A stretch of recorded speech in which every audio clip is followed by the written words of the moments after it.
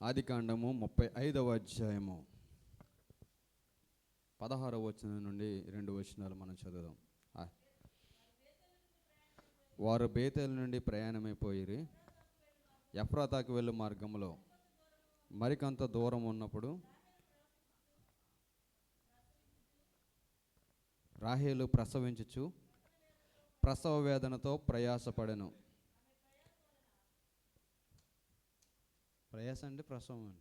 ఎందుకు కంగారు పెడుతున్నారని మీరు బైబిల్ చదవడం రానట్టు కుమారి గారు? మళ్ళీ చదవండి ఫస్ట్ నుంచి. ఉండగా ఆమె అతని పేరు బెనోని అనెను. అతని తండ్రి అతనికి బెన్యామీను అను పేరు పెట్టెను. దేవుని యొక్క వాక్యాన్ని మనం పరిశీలన చేసినప్పుడు ఆదికాండం 35వ అధ్యాయం 16 నుంచి ఈ యొక్క 18 వచ్చిన వరకు చదివిన స్క్రిప్చర్స్ మనం చాలాసార్లు చదివి ఉంటాం. ఈ స్టోరీ అందరూ కూడా తెలిసిందే. ఇది యాకోబుకు రాహేల్కు మధ్య జరుగుతున్నటువంటి సంఘటన. యాకోబు రాహేల్ యొక్క స్టోరీ మనందరూ కూడా తెలుసు. యాకోబు రాహేల్ని ప్రేమించి పెళ్లి చేసుకున్న ఆ సందర్భాలు మనకు అందరూ కూడా తెలుసు. యాకోబును మనం పరిశీలన చేస్తే బైబిల్ గ్రంథంలోనే ఉన్న మరి ఒక ఉన్నతమైనటువంటి ప్రేమికుడు. అంటే ఒక అమ్మాయి కోసం 14 సంవత్సరాలు సర్వం దారబోసినటువంటి ప్రేమికుడు అనమాట. ఈ ప్రేమికుడిని మరి ఏమని పేరు పెట్టవచ్చు, దాన్ని ఏమంటారు? అతను ఉన్నటువంటి ఆ యొక్క మనస్సును బట్టి మరి రాహేల్ని అంతగా ప్రేమించినట్లుగా మనం చూడగలుగుతాం. అయితే రాహేల్ని చాలా ప్రేమించాడు. రాహేల్ కోసం తన మామ అయినటువంటి లాబాను దగ్గర ఇంచుమించు 7 సంవత్సరాలు కొలువు చేశాడు. కొలువు చేసిన తర్వాత ప్రేమించిన అమ్మాయి కోసం అక్కడ కొలువు చేస్తే యాకోబు తెలివైన వాడు. అంటే యాకోబు కంటే తెలివైన వాడు వాళ్ళ మామగారు. ఆ పెళ్లి చేసేటప్పుడు ఏం చేశాడు? ఏ అమ్మాయి కొరకైతే కొలువు చేశాడో ఆ అమ్మాయిని పెళ్లి చేయకుండా ఎవరినిచ్చి పెళ్లి చేశాడట? లేయనిచ్చి పెళ్లి చేశాడు. ఎందుకు లేయనిచ్చి పెళ్లి చేశాడంటే లేయకు సంబంధాలు రావట్లేదు. లేయకి ఏం రావట్లేదు? సంబంధాలు రావట్లేదు. అంటే లేయ అక్కడ బైబిల్ చెప్తుంది జబ్బు కండ్లు కలది. ఆమె కళ్ళు బాగాలేదన్నమాట. ఆ అమ్మాయిని చూసిన వారందరూ కూడా అనుకుంటారు చూస్తే ఈ అమ్మాయిని చూడకూడదని అనేవారు. సర్వసాధారణంగా మనం చూసినప్పుడు మెల్లకన్ను ఉన్న అమ్మాయిని ఎవరైనా ఇష్టపడతారు? ఎవరు ఇష్టపడతారు? బాగా సొమ్ము అంటే ఇష్టపడతారంట. మెల్లకన్ను ఉన్న అమ్మాయిని ఎవరు ఇష్టపడతారంటే ఆ అమ్మాయిని ప్రేమించేవాడు ఇష్టపడతాడు. అందుకే అంటారు ప్రేమ గుడ్డిది. ప్రేమ గుడ్డిదని ఎందుకంటారు? గుడ్డోళ్ళని కూడా ప్రేమిస్తారు కాబట్టి. సో లేయకి సంబంధాలు రావట్లేదు కనుక లేయని ఎవరు పెళ్లి చేసుకోవాలని ఉద్దేశం చేత లాబాను ఏం చేశాడంటే రాహేల్ని ఇవ్వడం మానేసి లేయనిచ్చి పెళ్లి చేశాడు. ఈ విషయం యాకోబుకు తెలిసింది. యాకోబుకు తెలిసిన తర్వాత యాకోబు అడుగుతాడు, మావయ్య నువ్వు చేసింది ఏంటి? నేను 7 సంవత్సరాల కొలువు ఎవరి కోసం చేశానంటే రాహేల్ కోసం చేశాను. ఎందుకంటే రాహేల్ నేను ప్రేమించాను కాబట్టి నువ్వు రాహేల్ని ఇస్తావు అనుకుంటే నువ్వు నాకు లేయనిచ్చావు అని అంటే వాళ్ళ మాంగారు అంటాడు, ఒరే అల్లుడు నువ్వు చెప్పింది కరెక్టే, కానీ మా ఊరు ఆచారం ఏంటి తెలుసా? పెద్ద పిల్లకి పెళ్లి చేయకుండా చిన్నపిల్లకి పెళ్లి చేయకూడదు. చిన్నపిల్లకి ముందు పెళ్లి చేసామంటే చిన్నపిల్లకి ముందు పెళ్లి చేశాడు, పెద్దదాన్ని ఎవరు చేసుకుంటారంటారు. సో అందుకే పెద్దదాన్ని నీకు ఇచ్చాను. నీకు రాహేల్ కావాలంటే నువ్వు మరి ఇంకా కొలువు చేయమంటే ఇంకా యాకోబు అంటాడనమాట, నేను రాహేల్ కోసం ఇంకొక 7 సంవత్సరాలు నేను కొలువు చేస్తాను అని. రాహేల్ కోసం టోటల్గా అతడు ఎన్ని సంవత్సరాలు కొలువు చేశాడంటే 14 సంవత్సరాలు కొలువు చేశాడు. 14 సంవత్సరాలు కొలువు చేయడం అంటే అది సామాన్య విషయం కాదు.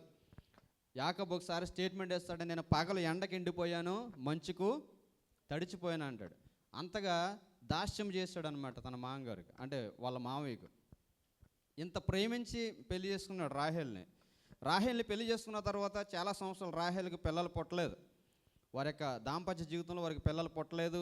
పిల్లలు పుట్టకపోయినప్పటికీ కూడా రాహేల్ మీద అదే ప్రేమ కలిగి ఉన్నాడు. అడ్వాన్స్ వారు చేసినటువంటి ప్రార్థన బట్టి దేవుడు రాహేల్ని యాకోబుని జ్ఞాపకం చేసుకొని మొట్టమొదటిగా మనం చూస్తే 22 అధ్యాయంలో 25 అధ్యాయంలో 22 నుంచి 25 అధ్యాయాలు మనం చదివితే అక్కడ ఇవ్వద్దు స్టోరీ అంతా మీకు అందరూ కూడా తెలిసిందే, నేను జస్ట్ చెప్తున్నాను అంతే రిఫరెన్సెస్. 30 అధ్యాయం మనం చూస్తే 22-25 కదా, 30 అధ్యాయం మనం చూస్తే 30వ అధ్యాయము 22వ వచనం మనం చూస్తే 30వ అధ్యాయం ఆదికాండము 22వ వచనం. దేవుడు రాహేల్ని జ్ఞాపం చేసుకొని ఆమె మనవి విని ఆమె గర్భము తెరిచినప్పుడు ఆమె గర్భవతి కుమారుని కని దేవుడు నా నింద తొలగించననుకొనెను, మరియు ఆమె యెహోవా మరి ఒక కుమారుని నాకు దయచేయనుగాక అనుకొని అతనికి యోసేపు అని పేరు పెట్టింది. తర్వాత రాహేల్కి పిల్లలు పుట్టారు. రాహేల్కి పిల్లలు పుట్టిన తర్వాత వీళ్ళకి ప్రయాణము కొనసాగుతుంది. వీళ్ళకి ప్రయాణం కొనసాగుతున్నప్పుడు ఒక ప్రాంతం నుంచి ఇంకొక ప్రాంతానికి కొనసాగుతున్నప్పుడు అప్పటికే యాకోబు జీవితంలో చాలా అసమానతలు ఎదురయ్యాయి.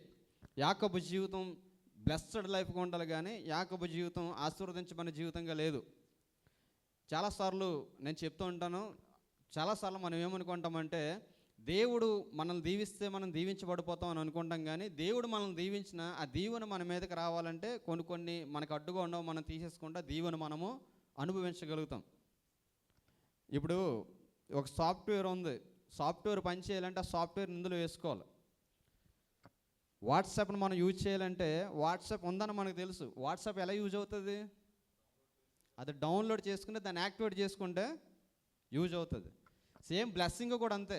బ్లెస్సింగ్ మనకు యూజ్ అవ్వాలంటే ఆ బ్లెస్సింగ్కి తగినట్టుగా ఫోన్ ఎలాగైతే అది అడ్వాన్స్డ్ వెర్షన్ అవి ఎలాగైతే ఉండాలో, ఇప్పుడు వాట్సాప్ని తీసుకెళ్ళి మనం కీప్యాడ్ ఫోన్లో ఇన్స్టాల్ చేయగలమా? దట్స్ ఇంపాసిబుల్ అనమాట. వాట్సాప్ని ఇన్స్టాల్ చేయాలంటే ఆండ్రాయిడ్ అండ్ సాఫ్ట్వేర్ని సపోర్ట్ చేసే మొబైల్లో మనము ఇన్స్టాల్ చేస్తానేది యూజ్ అవుతుంది తప్ప కీప్యాడ్లో ఇన్స్టాల్ చేయాలంటే అది అయ్యి తీరదు. సేమ్ లైక్ బ్లెస్సింగ్ అనమాట. యాకోబు ఒకసారి తన సహోదరుడి దగ్గర వెళ్ళబోయే ముందు దేవునితో పోరాడతాడు. దేవునితో పోరాడినప్పుడు యాకోబుని దేవుడు అంటాడు, నేను నిన్ను దీవించాను, నువ్వు మనుషులతోనూ దేవునితోనూ పోరాడి గెలుచుతావు కనుక నేను నిన్ను దీవించాను అంటాడు. కానీ అక్కడి నుంచి మనం చూస్తే యాకోబు లైఫ్ బ్లెస్డ్ లైఫ్గా ఉండదు. అన్ని ఆటంకాలు, అన్ని అవరోధాలు. మీరు 34th చాప్టర్ మీరు చూస్తే 34th చాప్టర్ మొట్టమొదటి 2 వచనాలు మనం చదివితే అక్కడ మనం చూడగలుగుతాం. చూడండి, లేయా యాకోబునొక్కనిన కుమార్తె అయిన దేనా ఆ దేశపు కుమార్తెలను చూడవెళ్ళను. ఇక్కడ మనం చూస్తే యాకోబుకు ఉన్నటువంటి ఏకైక కుమార్తె ఎక్కడో ఎవరినో చూడడానికి వెళ్ళిందట. చూడడానికి వెళ్తే అక్కడ అమ్మాయికి జరగరాని అవమానము జరిగింది. ఆ జరగరాని అవమానం జరిగితే వాళ్ళ అన్నయ్యలు ఏం చేస్తారంటే ఎవరైతే ఆ అమ్మాయిని అవమానపరచారో ఆ ఊరు వాళ్ళందరినీ కూడా చంపేస్తారు. ఆ ఊరు వాళ్ళందరినీ కూడా చంపేయడాన్ని బట్టి అక్కడ యాకోబుకు మరి ఎంత అపాయమో కలిగినట్లుగా మనం చూస్తాం. యాకోబు ఎంతో దుఃఖాక్రాంతుడైనట్లుగా మనం చూస్తాం. అంటే దేవుడు యాకోబును దీవించాడు, కానీ యాకోబు ఆ దీవెనలకు ప్రతిఫలంగా యాకోబు కుటుంబం మాత్రం ఆ యొక్క బ్లెస్సింగ్ని రిసీవ్ చేసుకోలేకపోతుంది. ఇప్పుడు ఇండియా ప్రాంతం నుంచి దుబాయ్ దేశం మనం వస్తాం. దుబాయ్ దేశం ఎందుకు వస్తాం? ఇక్కడ కష్టపడి పని చేయడానికి వస్తాం. ఇక్కడికి వచ్చిన తర్వాత దుబాయ్ వచ్చాం కదని శుభ్రంగా దుప్పడు మూసుకుపెట్టి పడుకుంటే మన దగ్గరికి డబ్బులు వస్తాయా? ఏం చేయాలి? మనం పని ఎత్తుకోవాలి, కష్టపడి పని చేయాలి. పక్కన చూసి ఏడిస్తే ఏమన్నా వస్తుందా? ఏమి రాదు. మనకున్న సామర్థ్యాన్ని బట్టి మనం కష్టపడితే ఆ కష్టాన్ని బట్టి మనం మన ఫ్యామిలీని గ్రోత్ చేసుకోగలుగుతాం. దేవుని యొక్క ఆశీర్వాదం కూడా అంతే. దేవుని యొక్క ఆశీర్వాదం మనం పొందుకోవాలంటే దేవుడు చెప్పాడు కదా ఆశీర్వదించేస్తానని చెప్పేసి అంటే ఆ ఆశీర్వాదం వచ్చేది కాదు. అనుభవించడానికి తగినట్టుగా మనం కూడా మన లైఫ్ స్టైల్ని మార్చుకోవాలి. సో ఇలా యాకోబు ఫ్యామిలీ కొనసాగుతున్నప్పుడు యాకోబు జీవితంలో ఎన్నో అవాంతరాలు, ఎన్నో ఆటంకములు ఎన్నో వస్తున్నాయి. యాకోబుకి అర్థం కావట్లేదు. అక్కడ మనం చూస్తే యాకోబును దేవుడు ఏ చాప్టర్లో దీవించాడంటే 32 చాప్టర్లో దీవించాడు. 32 అధ్యాయాలు మనం చూస్తే 32 అధ్యాయము 28వ వచనం చదవండి ఒకసారి. అప్పుడు ఆయన, నీవు దేవునితోనూ మనుషునితోనూ పోరాడు గెలిచేదువు గనుక ఇక మీదట నీ పేరు ఇశ్రాయేలే కానీ యాకోబు అనబడదని చెప్పాను. అప్పుడు యాకోబు, నీ పేరు దయచేసి తెలుపమనను. అందుకైనా ఎందు నిమిత్తం నా పేరు అడిగితామని చెప్పి అక్కడ అతను ఆశీర్వదించను.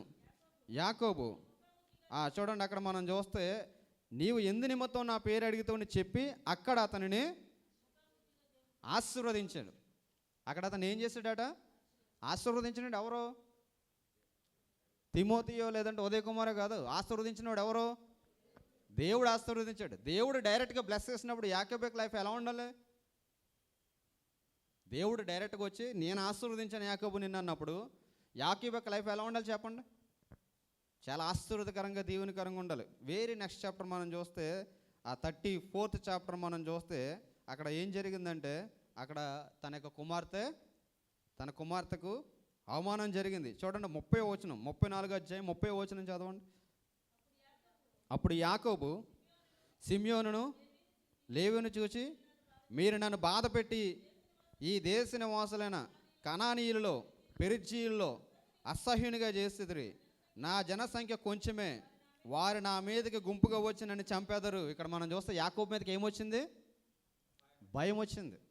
యాకోబు పరిస్థితులన్నీ కూడా మారిపోయాయి. దానికి కారణం ఏంటో తెలుసా? చాలాసార్లు దేవుడు మనల్ని దీవిస్తాడు, చాలాసార్లు దేవుడు మనల్ని ఆశీర్వదించడానికి సిద్ధంగా ఉంటాడు. దేవుడు ఆశీర్వదించినప్పుడు ఆశీర్వాదం మన మీదకి వచ్చి నిలుస్తుంది, కానీ ఆ ఆశీర్వాదాన్ని మనం రిసీవ్ చేసుకోలేకపోవడానికి కారణం ఏంటంటే మనం ఎక్కడ ఉండాలో ఏం చేయాలో అది చేయకపోవడం. యాకోబుని దేవుడు ఆశీర్వదించాడు, యాకోబుని దేవుడు దీవించాడు. నేను ఆశీర్వదించానని దీవించానని యాకోబుతో చెప్పిన దీవెనను అనుభవించకపోవడానికి కారణం ఏంటంటే యాకోబు దేవుడు ఏది చెప్పాడో అది చేయకపోవడం. దేవుడు యాకోబుకి చెప్పింది ఏంటంటే, నువ్వు వెళ్ళి ఎక్కడి నుంచి వచ్చావో అక్కడ నువ్వు నివాసం చేయమన్నాడు. చూడండి ఒకసారి ఆదికాండము 28వ అధ్యాయము, ఆదికాండము 28వ అధ్యాయము 15వ వచనం ఒకసారి మనం చూద్దాం. కాపాడుచు మరలా రప్పించదును, నేను నీతో చెప్పినది నెరవేర్చే వరకు నిన్ను విడువనని చెప్పగా, యాకోబు నిద్ర తెలిసి నిశ్చయముగా యెహోవా ఈ స్థలం ముందున్నాడు, అది నాకు తెలియకపోయిననుకొని భయపడి ఈ స్థలం ఎంత ఇక్కడ యాకోబు అన్న దగ్గర నుంచి పారిపోతున్నాడు. ఆశీర్వాదాన్ని తీసుకుని పారిపోతున్న టైంలో ఒక ప్రాంతానికి వెళ్ళి చీకటి పడిపోయినప్పుడు ఒక ప్రాంతానికి వెళ్ళి ఆ చీకటి పడిపోయిన ప్రాంతంలో నిద్రపోదామని చెప్పేసి రాయిని తలగడగా చేసుకుని నిద్రపోతుంటే దర్శనం చూశాడు. ఆ దర్శనంలో దేవదూతలు ఆకాశానికి భూమికి ఎక్కువ దిగుచున్నాయి. అప్పుడు యాకోబు నిద్ర మేలుకొని ఏమన్నాడంటే, ఇది నిజముగా దేవుని మందిరమే తప్ప ఇది ఏమీ కాదు, ఈ స్థలంలో నిత్యముగా దేవుడు ఉన్నాడని చెప్పి ఏం చేశాడంటే ఒక రాయిని ఏ రాయిని అయితే తలగడగా చేసుకున్నాడో ఆ రాయిని నిలబెట్టి అభిషేకం చేయమన్నాడంటే ఆ క్రింద స్టేట్మెంట్ ఇస్తాడు. చూడండి 20వ వచనం మనం చూస్తే 19వ వచనం చదవండి. మరియు అతడు ఆ స్థలమునకు బేతెల్ అని పేరు పెట్టెను. అయితే మొదట ఆ ఊరి పేరు లూజు. అప్పుడు యాకోబు, నేను తిరిగి నా తండ్రింటికి క్షేమంగా వచ్చినట్లు దేవుడు నాకు తోడయ్యండి, నేను వెళ్ళొచ్చిన ఈ మార్గం నన్ను కాపాడి తినుటకు ఆహారము ధరించుటకు వస్త్రము నాకు దయచేసినలా యెహోవా నాకు దేవుడెండును. మరియు స్తంభముగా నేను నిలిపిన ఈ రాయి దేవుని మందిరం మగును. మరియు నువ్వు నాకు ఇచ్చి యావత్తులో 10 వంతు నిత్యముగా నీకు ఏమన్నాడు? దేవుడు మాట్లాడినప్పుడు దేవుని యొక్క కలగన్నప్పుడు ఏ ప్రాంతంలో అయితే దేవుడు తను దర్శించాడో ఆ ప్రాంతాన్ని యాకోబు ఏమన్నాడంటే ఇది దేవుని మందిరమే తప్ప వేరేది ఏది కూడా కాదు అని చెప్పి ఆ ప్రాంతానికి ఏమని పేరు పెట్టాడు? బేతెల్. బేతెల్ అనగా క్రింద మనం చూస్తాం అర్థం ఏంటి? దేవుని మందిరం. దేవుని మందిరం అని పేరు పెట్టాడు. దేవుని మందిరం పేరు పెట్టి ఏమన్నాడు? నేను ఏ ప్రాంతం గుండా అయితే వెళ్తున్నానో మరలా నేను తిరిగి వస్తే ఈ ప్రాంతాన్ని ఏం చేస్తానన్నాడు? దేవుని కొరకు ఒక మందిరంగా చేస్తాను, అంతేకాదు నాకు కలిగి ఉన్న ప్రతి దాంట్లో కూడా 10వ వంతు నేను చెల్లిస్తాను అన్నాడు. ఇప్పుడు యాకోబు వెళ్ళాడు, వెళ్ళి అక్కడ కొలువులో బాధపడుతున్నాడు. 14 సంవత్సరాలు కొలువు చేస్తూ ఎటువంటి శాలరీ లేకుండా బాధపడుతుంటే దేవుడే యాకోబుని పిలిచి నువ్వు ఎక్కడి నుంచి వచ్చావో అక్కడికి వెళ్ళిపో అని చెప్పేసి యాకోబు చెప్పాడు. ఇప్పుడు యాకోబు తిరుగు ప్రయాణమే వెళ్తున్నాడు. ఇప్పుడు మనం చదివినటువంటి 33rd చాప్టర్ మనం చూస్తే 32nd మనం చూస్తే 32ndలో యాకోబు అన్య దేశం నుండి బయలుదేరి వెళ్ళిపోతున్నాడు. అన్య దేశం నుండి అంటే ఏ దేశానికి ప్రయాణమై వచ్చాడో మైగ్రేట్ అయ్యి వచ్చాడో ఆ దేశం నుండి తిరిగి మరలా వెళ్ళిపోతున్నాడు. వెళ్ళిపోతున్న యాకోబుకి ఏం గుర్తు రావాలి? ఏం గుర్తు రావాలి? ఏదైతే ప్రామిస్ చేసుకున్నాడో ప్రామిస్ గుర్తు రావాలి. అవునా కదా? నేను మరలా తిరిగి వస్తే ఎక్కడికి వస్తానన్నాడు? బేతెలుగు వచ్చి నివాసం చేస్తాను, ఇక్కడ దేవుని మందిరాన్ని చేస్తాను, ఇక్కడికి వచ్చి నాకున్న ప్రతి దాంట్లో కూడా 10వ భాగాన్ని చెల్లిస్తాను అని చెప్పాడు. ఇప్పుడు యాకోబు తిరిగి వెళ్తున్నాడు. చూడండి, యాకోబు తన త్రోవను వెళ్ళిపోతున్నాడట. వెళ్ళిపోతూ 33వ చాప్టర్కి రండి. 33వ చాప్టర్కి వచ్చి 17వ వచనం చదవండి.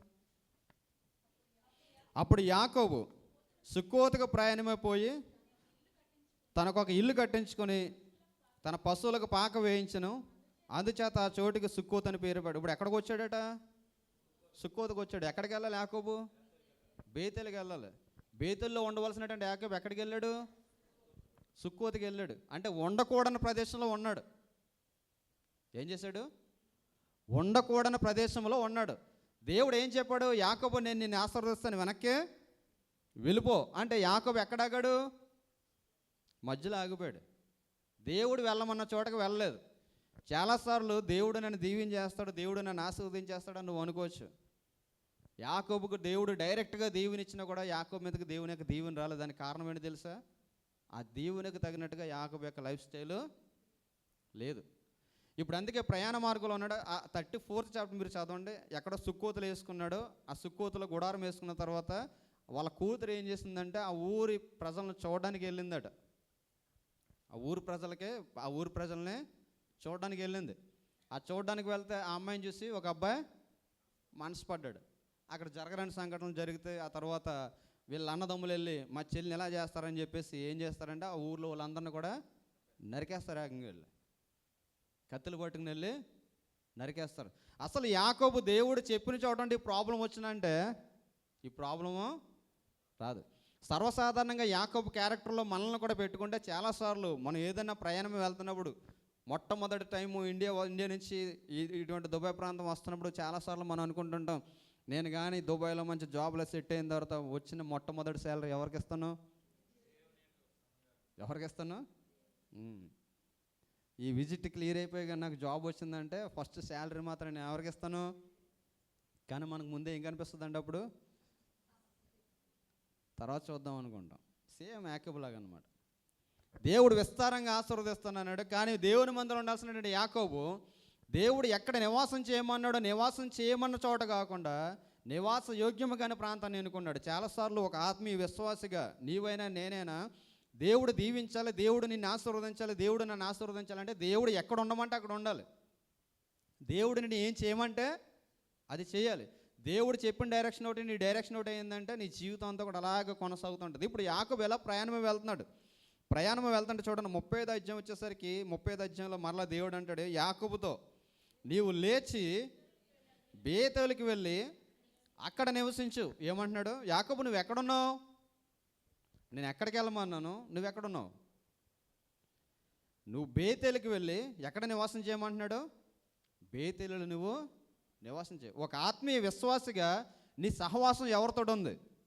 ఒక ఆత్మ సంబంధం వ్యక్తిగా నీ యొక్క నడవడిక ఎవరికి సమానంగా ఉంది?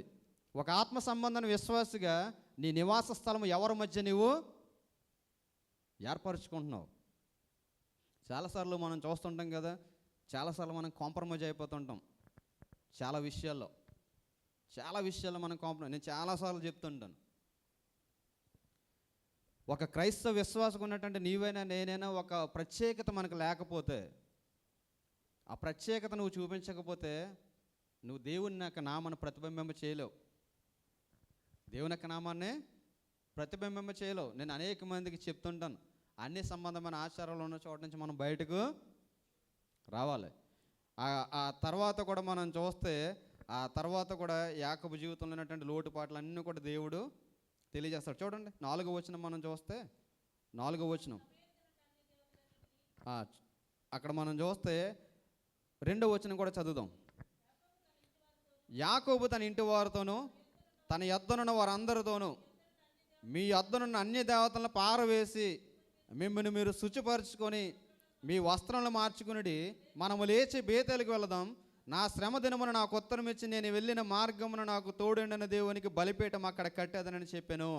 అక్కడ ఉన్నటువంటి జనాంగంతో అంటున్నాడు ఇప్పుడు యాకోబు. దేవుడు చెప్పాడు, యాకోబు నేను నీకు ఒక ప్లేస్ చెప్తే నువ్వు ఒక ప్లేస్లో నువ్వు నివాసం చేస్తున్నావు, నువ్వు వెళ్ళి బేతేల్లో ఉండమంటే అప్పుడు యాకోబు ఇస్తున్న స్టేట్మెంట్ ఎవరితోటట? వాళ్ళ ఇంటి వారందరితో అంటున్నాడట, మీ యొద్దనున్న అన్య దేవతలను పారవేసి మీ వస్త్రములను శుచిపరచుకొని మీ వస్త్రాలను మార్చుకోండి. అంటే వాళ్ళ దగ్గర ఏమున్నాయట? ఎవరి దగ్గర? యాకోబు ఫ్యామిలీలో ఏమున్నాయి? అన్య దేవతలు ఉన్నాయి. అంటే దేవుడు కాని వస్తువు ఎవరి దగ్గర ఉంది? యాకోబుకు ఉంది. ఇప్పుడు యాకోబు దగ్గర ఉంటే ఈ ఆశీర్వాదం అంతా కూడా యాకోబు అనుభవించలేకపోతున్నాడు. మీరు జస్ట్ సైకాలజికల్గా ఆలోచించండి నేను చెప్పింది. 32 అధ్యాయంలో దేవుడు దీవించాడు లేదా? ఒకసారి మళ్ళీ చూడండి. 32 అధ్యాయం 29 వచనంలో దేవుడు క్లియర్ కట్గా చెప్పాడు. 30 వచనం మనం చూస్తే అక్కడ అతనిని ఆశీర్వదించాను. ఒకసారి అందరూ చదవండి అది. అక్కడ అతనిని ఆశీర్వదించాను. ఎవరు ఆశీర్వదించారంటే దేవుడు డైరెక్ట్గా ఆశీర్వదించాడు. ఆ బ్లెస్సింగ్ ఆశీర్వాదము యాకోబు మీదకి వచ్చిందంటే రాలేదు. ఇప్పుడు మరలా దేవుడే చొరవ తీసుకుంటున్నాడు. అరే నీ కోసం నేను ఎంత ఆశీర్వాదాన్ని సిద్ధపరిచాను, సో నువ్వు ఎక్కడ ఉండాలి అక్కడ ఉండక నువ్వు ఆశీర్వాదం నువ్వు కోల్పోతున్నావు. యాకోబు నువ్వు వెళ్ళి ఎక్కడ ఉండమంటున్నాడు? బేతేల్లో ఉండమంటున్నాడు. బేతేలు అంటే దేవుని యొక్క మందిరం, దేవుని యొక్క నివాస స్థలం. మనకి ఆశీర్వాదం ఎక్కడ ఉంటుంది? నువ్వెంతైనా పనిచేయి, నువ్వెంతైనా సంపాదించుకో, నువ్వు దేవుని మందిరంలో నివాసం చేసే అనుభవం నువ్వు లేకపోతే నీవు ఆశీర్వాదాన్ని నీవు అనుభవించలేవు.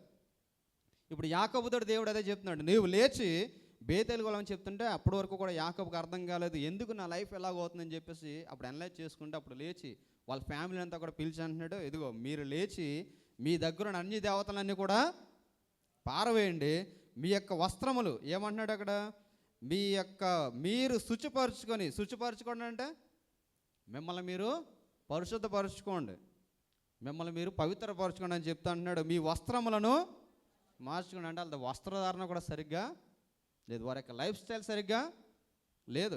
ఎప్పుడైతే అలా చెప్పాడో అప్పుడు అక్కడ మనం చూస్తే వారు 4వ వచనం, వారు తమ యొద్దనున్న అన్య దేవతలన్నిటినీ తమ చెవులోనున్న పోగులను యాకోబుకి అప్పగింపగా యాకోబు శకుమ దగ్గర ఉన్న మస్తిక వృక్షం కింద వాటిని యాకోబు ఎప్పుడైతే చెప్పాడో చెప్పినప్పుడట ఫ్యామిలీ మెంబర్స్ అంతా కూడా ఏం చేశారట, యాకోబుకి తెలియకుండా దాచుకున్నారట. ఏంటి?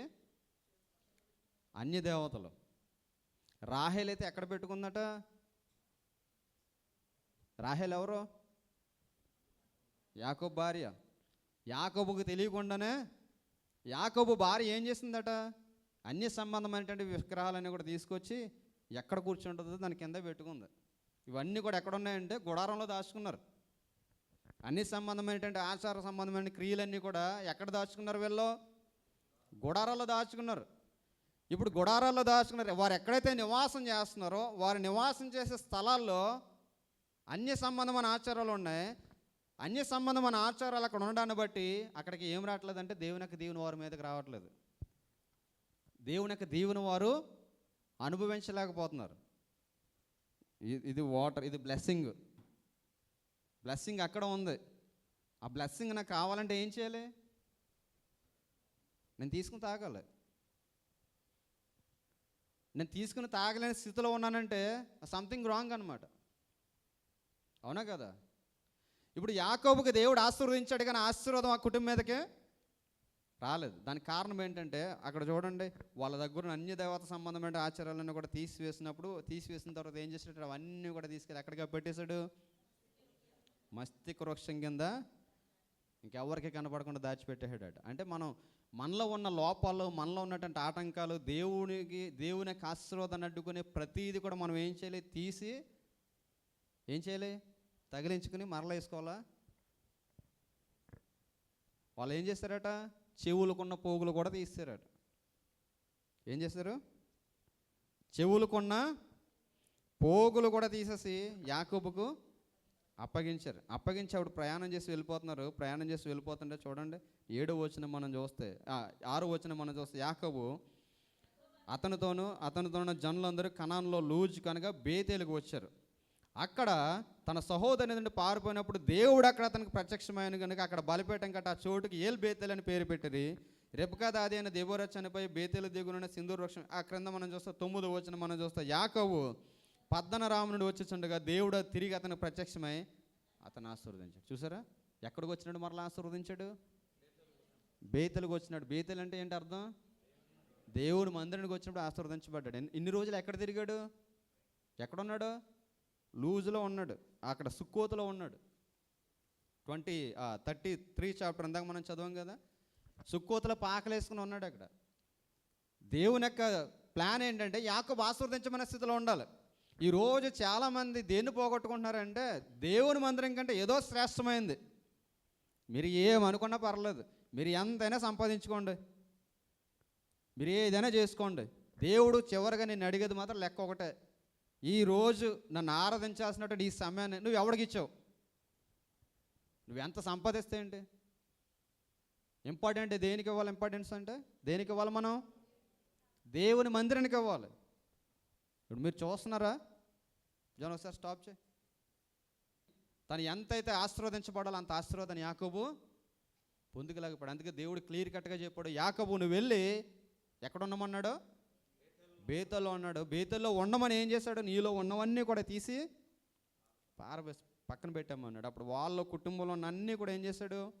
తీసి పాతి పెట్టేశాడట. ఎప్పుడైతే పాతి పెట్టేశాడో ఇమ్మీడియట్గా గాడ్ వెంటనే ప్రత్యక్షమయ్యాడు. చూడండి, వెరీ నెక్స్ట్ టైం ఆ వెర్సెస్కి ఎంత టైం ఉంది, ఎంత తేడా ఉంది. అక్కడ అన్ని దావతలను కూడా తీసి పాతి పెట్టేశాడు. అక్కడికి వెళ్ళి బేతెల్లో బలిపీఠం కట్టాడు. బలిపీఠం కట్టి అక్కడ ఏమన్నాడు? 3వ వచనంలో ఏమన్నాడు?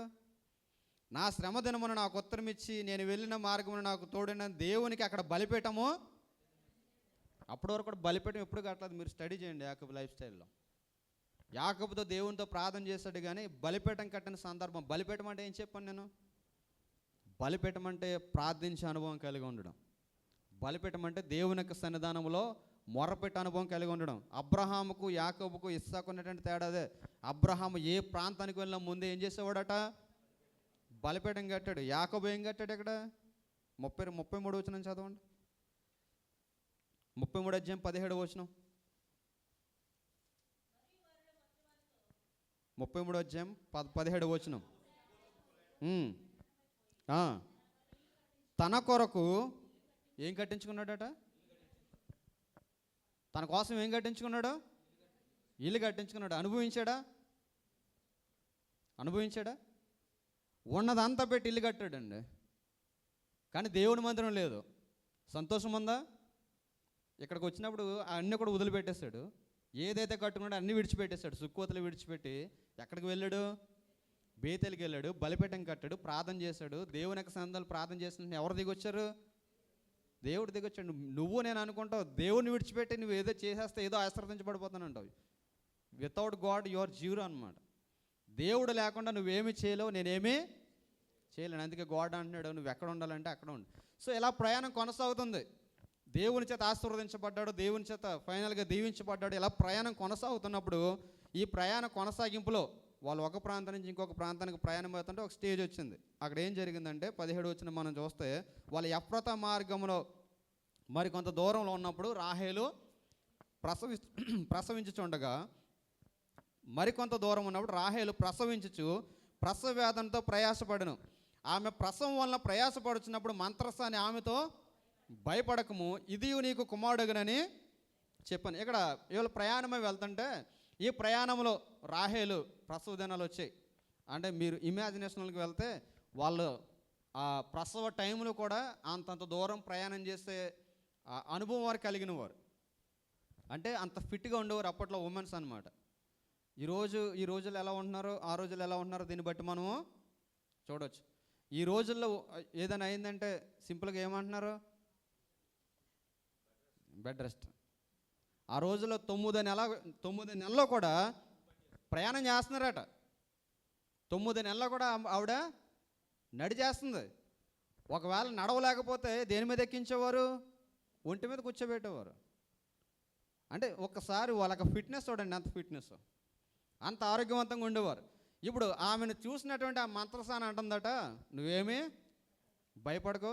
ఇక్కడ ఇంకొక విషయాన్ని మనం చూస్తే, ఇప్పుడు నీకు పుట్టబోయేవాడు కూడా కుమారుడు. అప్పట్లో వాళ్ళకు ఉన్నటువంటి ఆ స్కానింగ్ పవర్ చూసారా? ఎవడు పుడతాడు కూడా వాళ్ళకి తెలుసు. ఆ తర్వాత ఎవరు పుట్టారు? అబ్బాయి పుట్టారు, అమ్మాయి పుట్టిందా? మంత్రసాని పుట్టకముందు అందట, ఇదిగో నీకు పుట్టబోయేవాడు కూడా. మంత్రసాని అంటే ఎవరు? మన లాంగ్వేజ్లో నర్స్ అనమాట. వాళ్ళ ఫ్యామిలీ నర్స్ అందట, నీకేం కంగారు పడకు, ఇప్పుడు కూడా నీకు కుమారుడే పుడతాడని చెప్పింది. సరే, ప్రయాణం చేసి వెళ్తున్నారు. అక్కడ మనం చూస్తే రాహేలు ప్రసవ వేదనతో భయపడుతుంది. ఆ మంత్రస్థానం ఉంది ప్రసవించచ్చు ప్రయాసపడిన ఆమె ప్రసవం వలన ప్రయాసపడుచున్నాడు మంత్రస్థానం ఆమెతో భయపడద్దు, ఇది నీకు కుమారుడగనని చెప్పాను. ఆమె మృతునందెను. ఎవరు చచ్చిపోయారు? రాహేల్ చచ్చిపోయింది.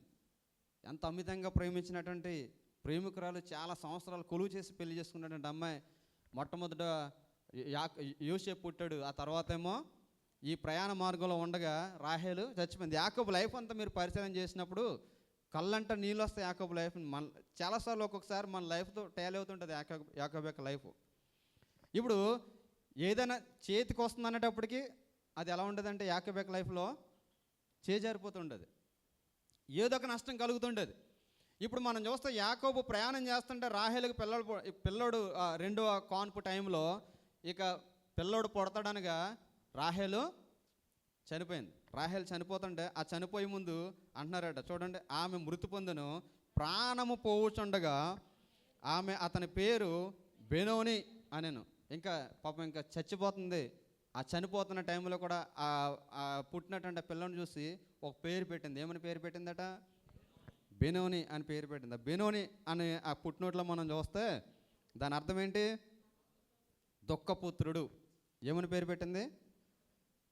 ఈడు నా కడుపులో పడ్డ దగ్గర నుంచి వీడు నన్ను చంపేసి వీడు వచ్చాడు కాబట్టి వీడి యొక్క జీవితం అంతా కూడా, తల్లి లేని జీవితం ఎలా ఉంటుందండి పిల్లలకి? చాలా దుఃఖం, చాలా వేదన. ఎలా ఉంటుందో తెలియదు. ఎంత బాగా చూసుకున్నా ఏదో ఒక సందర్భంలో ఏదో ఒక సూటుపోటు మాట అంటేనే ఉంటారు. చాలామంది మీరు చూస్తుంటారు కదా, ఒక తల్లి లేకుండా రెండో పెళ్లి చేసుకున్న వాడి దగ్గర ఒక ఆడపిల్ల పెరిగింది అనుకోండి, వారి యొక్క సిచ్యువేషన్ ఎలా ఉంటుందో చాలామందికి తెలుసు. అనేక సందర్భాల్లో వారిని ఎలా దూషిస్తారు, అనేక సందర్భాల్లో వారిని ఎలాగా హింసిస్తారని మనం చూస్తుంటాం. ఇప్పుడు రాహేలు చనిపోతున్నప్పుడు పిల్లవాడు పుడుతుంటే ఆ పిల్లవాడిని చేతిలో తీసుకొచ్చి మంత్రసాని అంటుంది, భయపడకమ్మా నీకు మగపిల్లడు పుడుతున్నాడు, నువ్వేం కంగారు పడకంటుంది. ఈ వార్త వినైనా సరే ఆమె కొంచెం ధైర్యం తెచ్చుకుని బలపడుతుందేమో అనుకుంటే అప్పటికే రాహేలు చచ్చిపోతుంది. ఒకసారి వాడిని చూడండి అని చెప్పేసి అనుకుని వాడిని చూసి అందట, నీ పేరు బెనోని అంది. అంటే ఆ పిల్లవాడి పేరు ఏమని పేరు పెట్టింది? దుఃఖపుత్రుడు. ఇప్పుడు అని చూసిన వాడల్లా ఏమని పిల్లాలి? ఏమని పిలుస్తారు చెప్పండి? టోటల్గా చెప్పాలంటే ఏడుపు మొహమోడా అనాలి. అవునా కదా? అంతే. దుఃఖపుత్రుడు అంటే దాని అర్థం ఏంటి? మన లాంగ్వేజ్లో చెప్పాలంటే వీడు ఎక్కడుంటే అక్కడ అంటారు కదా, దరిద్రం. వీడు పుట్టినట్టునే వీళ్ళ అమ్మని చంపేశాడు రా, వీడు దుఃఖపుత్రుడు, వీడు ఏడుపు కొట్టు మొహమోడా అనాలి. సో ఆ పిల్లవాళ్ళ లైఫ్ అలా ఉంది. ఇప్పుడు ఇలా జరిగింది. ఆ తర్వాత కంటిన్యూ చేసుకుని వెళ్తే అతని తండ్రి అతనికి బెన్యామీను అని పేరు పెట్టను. ఇప్పుడు ఈ పిల్లవాడికి వాళ్ళ అమ్మేమో బెనోని అని పేరు పెడితే, ఈ బెనోని అని పేరు పెట్టమన్నటువంటి పిల్లవాడిని సేమ్ వాళ్ళ తండ్రి దగ్గర తీసుకొస్తే వాళ్ళ తండ్రి ఏం చేశాడట? పిల్లవాడిని చూసి వెంటనే ఏమనాలి చెప్పండి? యాకోబుకి ఏమనిపించాలి అసలు? ఓరి దరిద్రుడా, 14 సంవత్సరాలు కొలువు చేసిండ్రు. 1-2 కాదు, 14 సంవత్సరాలు కొలువు చేసిండ్రా. పుట్టి మీ అమ్మని చంపేస్తావు కదరా, నిజంగా నీది ఏడుపు కొట్టు మొఖమేరా అన్నారు. అవునా కదా? ఎంత బాధపడాలి యాకోబు? ఎంతగానో ప్రేమించినటువంటి ఆ రాహేలు చనిపోతే, ఆ రాహేలు చనిపోయినప్పుడు చనిపోతూ పుట్టినటువంటి పిల్లవాడిని చూసినప్పుడు యాకోబుకి ఎంతో కోపం రావాలి, యాకోబుకి ఎంతో దుఃఖం రావాలి. అయినప్పటికీ కూడా యాకోబు ఆ పిల్లని చూసుకుని ఏమని అన్నాడట? ఏమని పేరు పెట్టాడట? అతని తండ్రి ఏమని పేరు పెట్టాడు? బెన్యామీను అని పేరు పెట్టిన. ఇప్పుడు బెన్యామీను అనమన్నట్టు మా పాటకు అర్థం ఇప్పుడు మనం క్రింద చూస్తే ఏమని అర్థం వచ్చే పేరు పెట్టాడు? నా కుడి చేతి పుత్రుడు, దేవునికి స్తోత్రం కలుగును గాక. అంటే ఇప్పుడు మనం చూస్తే ఆ పిల్లవాడిని చూస్తే ప్రతి వారు కూడా వీడి శాపగ్రస్తమైన జీవితం కలిగిన వాడు అనుకున్న వాడిని తన చేతుల్లోని తీసుకుని అతను ఎలా మార్చాడంటే, ఇతడు నా కుడి చేతి పుత్రుడు. చివరి సమయంలో నాకు ఎవరు లేకపోతే కుడి చేత పుత్రుడు అంటే అర్థం ఏంటి? నా చివరి అవసాన కాలంలో నాకు ఎవరున్నా ఎవరు లేకపోయినా ఇవి నాకు ఎలా ఉంటాడో తెలుసా? ఒక కర్రగా ఉంటాడు. నాకు ముసలోళ్ళు దేన్ని ఆసరాగా చేసుకుని నడుస్తారు? కర్రగా ఆసరా చేసుకుని నడుస్తారు. ఇప్పుడు యాకోబుకి ఆసరాగా ఎవరు ఉంటాడు అన్నాడు? బెన్యామీను. వాళ్ళ తల్లి ఏమంది? దుఃఖపుత్రుడు. వీడిని చూసిన వారందరూ కూడా దుఃఖపుత్రుడు అంటారని చెప్పేసి అనుకుంది. ఎందుకనగా వీడు నా యొక్క మరణ సమయంలో పుట్టాడు కాబట్టి వీడి జీవితం అంతా కూడా దుఃఖంతోనే ఉంటుందేమో అనుకుంది. కానీ తండ్రి మాత్రం తీసుకుని అతని యొక్క లైఫ్ని ఎలా చేంజ్ చేశాడంటే, బెన్యామీన్ అనగా కుడి చేత పుత్రుడిగా చేంజ్ చేశాడు. ఈ యొక్క స్క్రిప్చర్లోంచి మనం నేర్చుకోవాల్సింది ఏంటంటే, చాలాసార్లు మనకి జీవితం అనేక మందికి ఎలా ఉంటుందంటే ఒక ఏడుపు కొట్టి జీవితంగా మనకి అనిపిస్తుండొచ్చు. నిన్ను చూసిన ప్రతి వారు చాలామంది అంటుండొచ్చు, ఏడుబొట్టు కదా అని మొఖమా, ఎందుకు అస్తమాటలో నువ్వు ఏడుస్తానంటావు. ఇప్పుడు చూడండి, తల్లి ఎటువంటి పేరు పెట్టాలి? ఆమె కూడా ఎటువంటి పేరు పెడితే బాగుండేది? మంచి పేరు పెట్టుంటే బాగుండేది. కానీ ఆమెకున్నటువంటి దుఃఖాన్ని బట్టి ఆమె ఏం చేస్తుంది? వీడు నాకు దుఃఖంలో పుట్టాడు కనుక వీడి లైఫ్ అంతా కూడా దుఃఖంలో ఉంటుందని చెప్పేసి అనుకుంది. కానీ ఆ దుఃఖంలో ఉంటుంది అనుకుంటే లైఫ్లో ఉన్నటువంటి ఆ లైఫ్ని యాకోబు చేతిలోనే తీసుకుని సేమ్ అదే కుర్రాడికి ఏమని పేరు పెట్టాడంటే, వీడు నా కుడి చేత పుత్రుడిగా ఉంటాడు. అంటే ఒక బలమైన యోధుడిగా ఉంటాడు. అందుకే నేను చాలాసార్లు చెప్తాను, మనం ఏమి మాట్లాడినా మన నోటి నుంచి ఏం రావాలో తెలుసా? పాజిటివ్ వర్డ్స్ రావాలి. పాజిటివ్ వర్డ్స్ రావాలి. నేను మీకు చెప్పాను, సైంటిఫిక్గా, సైకలాజికల్గా మీ ఇంట్లో ఒక మొక్కేసి ఆ మొక్కేసిన మొక్క దగ్గరికి వెళ్ళి, పనికి మాలిందన నీ దగ్గర ఎప్పుడు కూడా ఒక పువ్వు కూడా చూడలేదు, ఒక కాయ కూడా కాయలేదని చెప్పేసి అంటే మొక్క కూడా కాయదట. ఫ్యాక్ట్ ఇది. సేమ్ అదే మొక్క దగ్గర మీరు వెళ్ళి, అబ్బా నువ్వు ఎంత అందంగా ఉన్నావు, నువ్వు చాలా మంచిదానివి, ఇదిగో నువ్వు మంచి మంచి ఫ్లవర్స్ ఇస్తావు, మంచి మంచి ఫ్రూట్స్ ఇస్తావు అని చెప్పేసి రోజే చెప్తే సైమల్టేనియస్గా దాంట్లో కూడా గ్రోత్ వస్తుందట. మీరు కావాలంటే సైంటిఫిక్గా చూడండి. కొంతమంది మాట్లాడుతుంటారు, మాట్లాడే ప్రతి మాట కూడా అన్నీ కూడా నెగిటివ్ మాటలే, ఏది పాజిటివ్ వర్డ్స్ ఉండదు. ఏది చూసినా అపశకునం మాటలంటారు చూసారా? ఇది మొదలు పెట్టామంటే చాలు, అది జరగదు, ఇది జరగదు, వాడు అది చేయలేడు, వీడు ఇది చేయలేడు అంటారు. సేమ్ ఆ కుర్రోడు లైఫ్ కూడా అలాగే అయిపోయి ఉండేది. కానీ యాకోబు చేతులను తీసుకుని అతని యొక్క లైఫ్ ఎలా మార్చాడంటే కుడి చేత పుత్రునిగా మార్చివేసినట్లుగా మనం చూస్తాం. అందుకే బెన్యామీన్ లైఫ్ అంతా కూడా ఎలా ఉందంటే ఒక ఆశీర్వాదకరమైన జీవితంగా బెన్యామీన్ జీవితం మార్చబడ్డది. ఎందుకంటే అతడు ఎవరి చేతిలోనికి తీసుకోబడ్డాడో? తన తండ్రి చేతిలోనికి రాబడ్డాడు. అంటే ఒకవేళ తన తల్లి చేతుల్లోనే ఉండి ఆ తల్లి చేత పేరు పెట్టబడిన కుమారుడు అలాగుంటే వాడి యొక్క జీవితం అంతా కూడా ఏడుపు కూడా జీవితంగానే ఉండేది. కానీ అలా అతని యొక్క జీవితం అంతా కూడా ఎవరి చేతిలోనే తీసుకోబడ్డదంటే తన తండ్రి చేతిలోని తీసుకుని వచ్చి రాబడ్డది. అందుకే తన తండ్రి అతని పేరు ఎలా మార్చాడంటే నా కుడి చేత పుత్రుడిగా ఉంటాడని చెప్పేసి మార్చడం జరిగింది. ఈ యొక్క ఉదయకాల సమయంలో నీ జీవితంలో నిన్ను చాలామంది చూసి ఇదిగో ఏడుపు కొట్టి జీవితంగా ఉంది, లేదంటే నీ జీవితం ఎందుకు పనికిరానిదిగా ఉందని చెప్పేసి ఒకవేళ నిన్ను సూటుపోటు మాట్లాడు అంటున్నారేమో. అటువంటిప్పుడు నువ్వు చేయాల్సిన పని ఏంటి తెలుసా? అయ్యో నా జీవితం ఎందుకు ఎలాగైపోయింది, నా బ్రతికి ఎందుకు ఎలాగైపోయింది అని ఏడడం కాదు. నువ్వు ఎవరి దగ్గరికి రావాలి? ఎవరి చేతుల్లోకి రావాలి? దేవుని చేతుల్లోనికి నువ్వు రావాలి. దేవుని చేతుల్లోనికి ఎప్పుడైతే నువ్వు వచ్చే అనుభవాన్ని కలిగి ఉంటావో, తండ్రి చేతుల్లోనికి ఎప్పుడైతే నువ్వు వచ్చే అనుభవాన్ని కలిగి ఉంటావో, నీ ఏడుపు కొట్టి జీవితం అంతా కూడా ఎలా మారిపోద్ది? ఆశీర్వాదకరంగా మారిపోద్ది. మనందరికీ తెలుసు, నిక్ అనబడినటువంటి ఒక చేతులు కాళ్ళు లేనటువంటి ఒక వ్యక్తి ఆస్ట్రేలియాలో మెల్బోర్న్లో పుట్టాడు అతను 1982 సంవత్సరంలో. ఎంతమంది తెలుసు? ఎంతమంది చూసారు అతని వీడియోస్? నిక్ విజయ్ అంటారు కదా, అతని వీడియోస్. కాళ్ళు లేవు, చేతులు లేవు. కాళ్ళు చేతులు లేకుండా పుడతానట. వాళ్ళ తండ్రి చూసి పారిపోయాడు అతన్ని, ఈడేటరా బాబు ఎలా పుట్టాడని. వాళ్ళ తల్లి 2 రోజులు చూడడానికి ఇష్టపడలేదట. అయినా సరే ఎలాగ కన్నాం కదా మరి తప్పదని చెప్పేసి అలాగే పెంచారు. పెంచిన తర్వాత 10 సంవత్సరాల తర్వాత అతనికి ఒక డిసీజ్ వచ్చింది. ఒక సిండ్రోమ్ లోపం వల్ల ఏమైందంటే కాళ్ళు చేతులు ఎదగలేదు. ఇంకా 10వ సంవత్సరంలో చచ్చిపోవాలనుకున్నాడు, కానీ తప్పించబడ్డాడు. ఆ తర్వాత ఒక స్టోరీ చూసి ఇన్స్పైర్ అయ్యి అతడు ఇన్స్పిరేషనల్గా మారాడు. అతడు ఆడే గేమ్స్ ఈవెన్ 2 కాళ్ళు చేతులు కలిగిన మనం కూడా ఆడలేం. సముద్రంలో సర్ఫింగ్ చేస్తాడు, గోల్ఫ్ ఆడతాడు, ఫుట్బాల్ ఆడతాడు. అతను ఇచ్చే ఇన్స్పిరేషనల్ స్పీచ్ కోసం ఈరోజు ప్రపంచంలో చాలామంది ఎదురు చూస్తారు. ఎందుకు పనికిరాని వాడు ఎందుకు పనికొచ్చేవాడిగా మార్చబడ్డాడంటే అతనిలో ఉన్న పాజిటివ్నెస్. ఏముంది? అతనిలో ఉన్న పాజిటివ్నెస్. అంతేకాకుండా వాళ్ళకి దేవుని పట్ల కలిగినటువంటి అమితమైన విశ్వాసం. నోరిప్పితే చాలు, నేను ఇది చేయలేను, నేను అది చేయలేను, నా వల్ల ఇది కాదు, నా వల్ల అది కాదు. పాట పాడనంటే నాకు రాదండి, వాక్యం చదవమంటే నాకు రాదండి, ఇది చేయండి అంటే నేను చేయలేనండి, ఇది కాదు మనం చెప్పాల్సింది. దేవుని చేతులకు మనం వచ్చినప్పుడు, దేవుని చేతులకు రాగలిగిన అనుభవాన్ని మనం కలిగి ఉన్నప్పుడు దేవుడు మన లైఫ్ని ఎలా మారుస్తారో తెలుసా? సామాన్యమైన మన జీవితంలో అసామాన్యంగా. ఇప్పుడు బెన్యామీను వీడు ఏడుపు కొట్టువాడుగా ఉంటాడు అనుకుంది రాహేలు, కానీ యాకోబు అతనికి జీవితాన్ని ఎలా మార్చాడంటే కుడి చేత పుత్రుడుగా ఉంటాడు అని చెప్పేసి మార్చాడు. ఇప్పుడు యాకోబులో మనం చూస్తే, చరిత్రలో మనం చూస్తే, ఇశ్రాయేలుని పరిపాలించే మొట్టమొదటి రాజు ఏ గోత్రం నుంచి వచ్చాడు అంటే, ఏ గోత్రం నుంచి వచ్చాడు? బెన్యామీను గోత్రం నుంచి వచ్చాడు. బెన్యామీను ఎవరో? మొట్టమొదటి బెన్యామీనుగా మారకముందు బెన్యామీను ఎవరంటే ఏడుపు కొట్టు దొక్క పుత్రుడు. కానీ బెన్యామీనుగా మార్చబడిన తర్వాత ఆ బెన్యామీను గోత్రంలో నుంచి ఎవరు వచ్చారంటే ఇశ్రాయేలుని పరిపాలించే యోధుడు వచ్చాడు.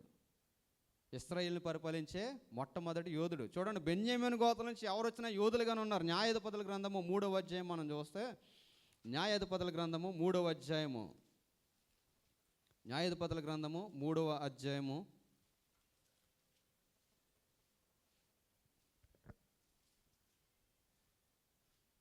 12వ వచనం ఒకసారి మనం చదువుదాం. 15వ వచనం చదువుదామండి. ఇశ్రాయేలులు యెహోవాకు మొరపెట్టగా బెన్యామీనీయుడైన గెరా కుమారుడు యెహూదును రక్షకునిగా వారికి యెహోవా నియమించెను. అతడి ఎడమ చేతి పనివాడు అతని చేతను ఇశ్రాయేలులు మోయాబు రాజైన ఎగ్లోగునకు కప్పము పంపగా. ఇక్కడ మనం చూస్తే ఇశ్రాయేలు అందరూ కూడా అన్య రాజు చేతి కింద వెళ్ళిపోతే వాళ్ళందరూ కూడా దేవునికి ప్రార్థన చేస్తే దేవుడు ఎవరిని నాయకుడిగా నియమించాడట వారికి? బెన్యామీను గోత్రం నుంచి పుట్టినటువంటి గెరా కుమారుడు యెహూదును నాయకుడిగా నియమించాడట. ఇతడు ఏ గోత్రం నుంచి వచ్చాడట?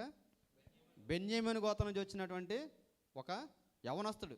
వీడికి ఏం చెప్పారంటే, ఒరే మన రాజుకు కప్పం చెల్లించాలి, కప్పం అంటే ట్యాక్స్ పే చేయాలి అని చెప్పేసి ఏం చేశారంటే డబ్బులంతా కూడా పోగేసి నువ్వు వెళ్ళి వాడికి ఇచ్చేసి వచ్చా అన్నాడు. యవనస్తుని ఏమన్నారు? నువ్వు వెళ్ళి వాడికి ఇవ్వాల్సిన ట్యాక్స్ నువ్వు పే చేసి వచ్చేయమన్నాడు. ఇప్పుడు యవనస్తుడు ఏం చేయాలి? వెళ్ళి ట్యాక్స్ పే చేసి వచ్చేయాలి. కానీ ఏం చేశాడట చూడండి, యెహూదు 3 పొడవు గల 2 అంచెల కత్తిని చేయించుకొని తన వస్త్రంలో తన కుడి తొడ మీద దాన్ని కట్టుకొని ఆ కప్పము మోయాబు రాజైన ఎగ్గులు. ఈడేం చేశాడు? కుర్రాడు ఏం చేశాడు? ఎంత ఉందట కత్తి? మళ్ళీని ఎంత ఉంది చూడండి. 3 పొడవు గల, అంటే ఎంత? ఎంత పొడుగున్న కత్తిని చేయించుకున్నాడు. అది కూడా ఎలా చేయించుకున్నాడట? 2 అంచెలు, అటు తెగుతుంది ఇటు తెగుతుంది. ఈ కత్తిని చేయించుకుని ఎవరి దగ్గరికి వెళ్ళాడంటే మోయాబు రాజు దగ్గరికి వెళ్ళాడు. వాళ్ళు ఏమని పంపించారు? నువ్వు వెళ్ళి ఇచ్చేసి వచ్చారా, సరిపోద్దు మనకి, మనం వాడికి ఎంత దోశలుగా ఉన్నామంటే.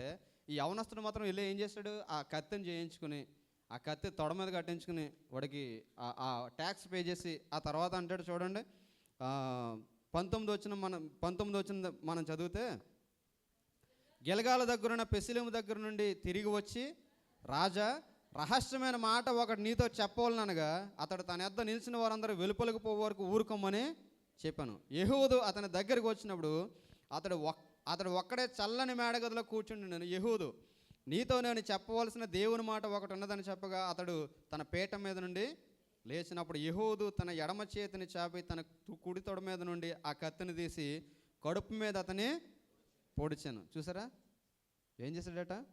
అన్యరాజు వాళ్ళ మీద అధికారం చలాయిస్తూ వాళ్ళని దాస్యంలో పెడుతున్న వాడు ఏం చేశాడు? యవనస్తుడు అందరిలాగా నాకు ఎందుకు అనుకోలేదట. వాళ్ళు ఏమన్నారు? మనం దోషలం అయిపోయి నువ్వు కూడా దాసుడు వెళ్ళి ట్యాక్స్ పే చేసి వచ్చాయి అన్నాడు. కానీ అతనిలో ఉన్న ఆలోచన ఏంటి? వీడికి మనం ఎందుకు దోషలుగా ఉండాలి, ఈ వీడికి మనం ఎందుకు దోషలము అయిపోవాలని చెప్పేసి అందరిని కూడా పంపించేసి ముందుకు ఇశ్రాయేలుతో అన్నాడు, మీరు పలానా చోట నేను తిరిగి వస్తాను అని చెప్పేసి రాజుతో అన్నాడు, నీతో రహస్యంగా మాట చెప్పాలంటే. వాడేమన్నాడంటే, ఇటు రహస్యంగా నాతో ఏదో మాట్లాడాలంటే మీరందరూ కూడా బయటికి వెళ్ళిపోండి అన్నాడు. శుభ్రంగా 2 అంచెల గలగా తీసుకుని కడువులో పొడిచేసాడు. అది కూడా ఎక్కడి నుంచి ఎక్కడికి వచ్చిందట? ముందు నుంచి వెనక్కి వచ్చే వరకు పొడిచాడట. చూడండి 22వ వచనం, పిడియు కత్తి వెంబడి దూరగా క్రొవ్వు కత్తి పైన కప్పుకున్నందున అతని కడుపు నుండి కత్తి తీయలేకపోయాను, అది వెనుక నుండి బయటకు వచ్చిండెను. ఎలా పొడిచాడట? పొడిస్తే అటు ఇటు పోలేదట, వెనక నుండి ముందు నుంచి వెనక్కి వచ్చేసిందట. అంత గట్టిగా పొడిచాడు. అంటే ఒకే ఒక దెబ్బతో చంపేశాడు. అక్కడ మనం చూస్తే ఆ తర్వాత అప్పుడు యెహూదు పంచపాలనకు బయలు వెళ్ళి తన వెనుక మేడగది తలుపులు తీసి గడియ పెట్టాను.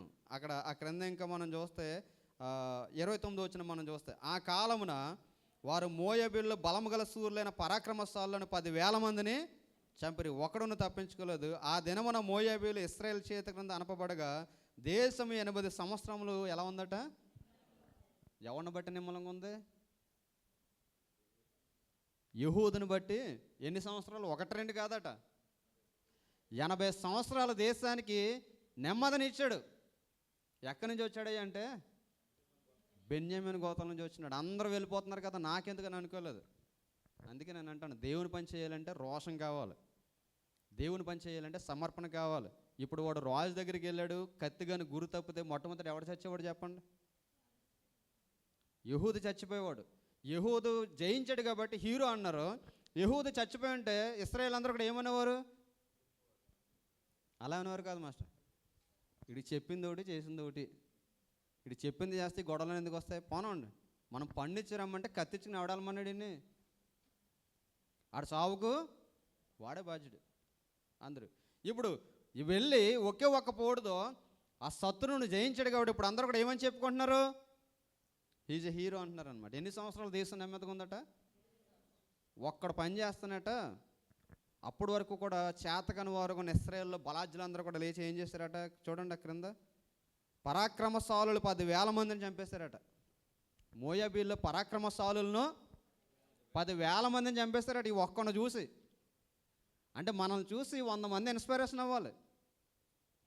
మనల్ని చూసి 100 మంది ఇన్స్పిరేషన్ అవ్వాలి. మన యొక్క క్యారెక్టర్ అలా ఉండాలి. మనం అంత స్ట్రాంగ్గా దేవుని యొక్క మందిరంలో ఉండాలి. దేవుని యొక్క పనిలో మనం అంత స్ట్రాంగ్గా పనిచేసే వారంగా ఉండాలి. అందుకే యాకోబు యొక్క లైఫ్ స్టైల్ మనం చూసినప్పుడు, యాకోబు భార్య ప్రసవిస్తున్నప్పుడు పుట్టినటువంటి కుమారుడు బెనోని అని పేరు పెట్టబడిన యొక్క కుమారుని తీసుకొని యాకోబు ఎలా మార్చాడంటే బెన్యామీనుగా మార్చాడు.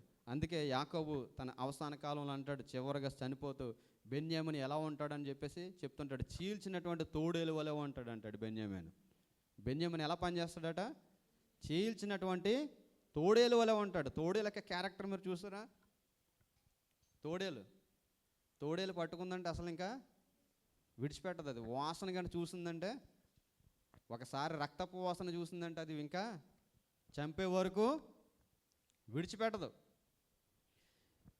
ఎందుకు పనికిరాడు అనుకున్నటువంటి అటువంటి ఆ కుమారుణ్ణి చేతులను తీసుకొని మరి తన కుడి చేత పుత్రునిగా చేసుకొని అనేక మందికి ఆశీర్వాదకరంగా మార్చగలిగాడు. ఈరోజు ఒకవేళ నీ జీవితం, నీ లైఫ్ స్టైల్ ఒకవేళ అనేక మందికి దుఃఖకరంగా ఉందని నువ్వు అనుకుంటున్నావేమో, లేదంటే నిన్ను చూసిన వారు చాలామంది నీ జీవితం అయిపోయింది, నీ జీవితం అంతా కూడా దుఃఖకరమే, ఇదిగో నీ జీవితం అంతా వేదనే బాధలే, ఇదిగో నీవు అలాగని చెప్పేసి అంటున్నారేమో. ఒకవేళ నీ ఫ్యామిలీ మెంబర్స్ కానీ, లేదంటే మీ యొక్క కుటుంబస్తులు, మీ స్నేహితులు, బంధుమిత్రులు అట్రీతిగా అంటారేమో.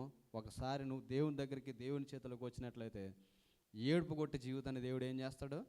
ఆశీర్వాదకరంగా, దీవెనకరంగా, అనేక మందికి పనికొచ్చే జీవితంగా దేవుడు మార్చడానికి సామర్థ్యం కలిగిన వాడు. కాబట్టి ఈ యొక్క ఉదయకాల సమయంలో వాక్యం వినడానికి మనందరం కూడా దేవుని యొక్క చేతుల్లోనికి వచ్చి మన యొక్క జీవితాలను మార్చుకుని ఆయన కొరకు ఒక ఆశీర్వాదకరమైన జీవితంగా మారదాం. దేవుడి వాక్యాన్ని దీవించును గాక. ఆమేన్. అందరూ కూడా